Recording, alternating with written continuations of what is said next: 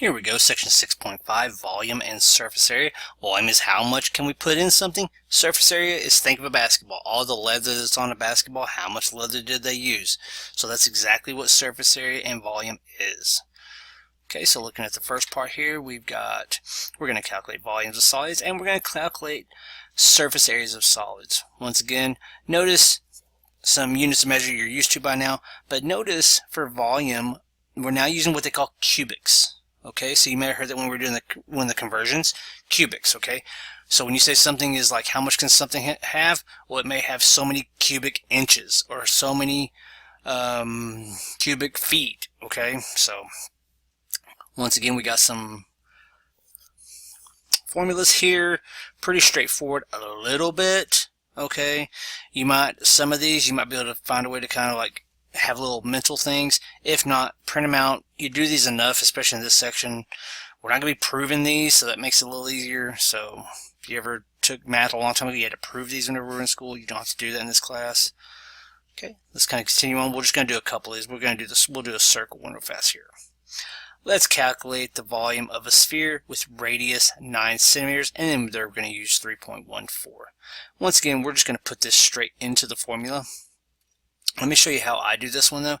Notice we've got this 4 over 3. You can also think of this as 4 times pi radius cubed all over 3. Depends on how you want to put it in your calculator.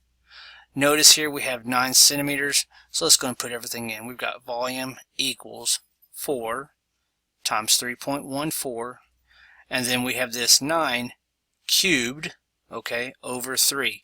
Okay, just remember 9 cubed, you're going to have to just learn how to do that on your calculator. Some calculators have them. Sometimes you have to use like there's a little what they call a hat button, okay, but when I do this in mine, I got 3, okay, let's see here, 4 times 3.14 times 9 cubed.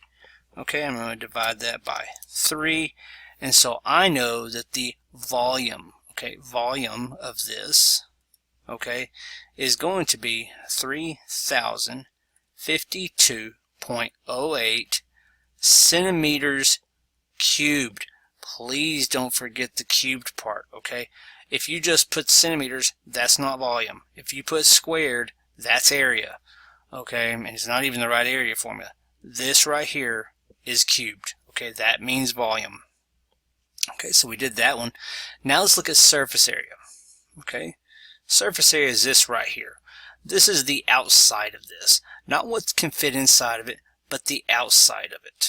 Okay, so if I took like a picture, like those people who like to put pictures on those vases and stuff like that, that's what the surface area would be. So let's look at one real quick here. We're going to do a right circular cylinder. Okay, well, right circular cylinder, let's look at this has got a pretty nice long what do you call it, formula here. So let's come over here and let's write it out real quick. Okay, so when I write out the formula, be very careful, okay? Make sure you write everything right. You got surface area equals, okay, 2 pi, and let's see, go back over here, 2 pi r squared. Okay, 2 pi r squared plus 2 pi, and then the radius, and then the height.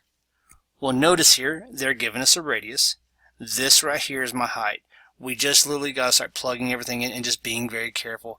And once again, for pi, we're going to use 3.14. And it bears mentioning now that we're kind of going to be moving away from circles after this one. Pi is not a variable.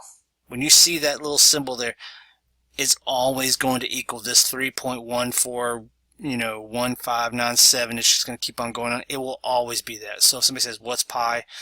Don't think of what you're eating. Think of 3.14. So let's go and put this in. We're going to have 2 times 3.14. Sorry for writing that kind of crappy there. And then my radius is 2 squared plus 2 times 3.14. Okay, once again, we're going to multiply by 2. And then we're also going to multiply by the height. So let's be very intentional about this. We'll do this separately. We're going to go 2 times 3.14 times 2 squared Okay, so right on this side I've got 25.12 plus, then on the other side I got 2 times 3.14 times 2 times 5. Okay, don't have any powers happening over here, so I'm good. Don't have any exponents. Okay, so I've got 62.8 here. Just kind of continue on, add the 25.12, and then my surface area, remember the area on the outside of this thing, is going to equal 87.92 inches squared. Okay, don't forget that part. Anytime that we're going to be dealing with any kind of area, it's always going to be that inches squared, centimeters squared, whatever. So kind of just bear that in mind.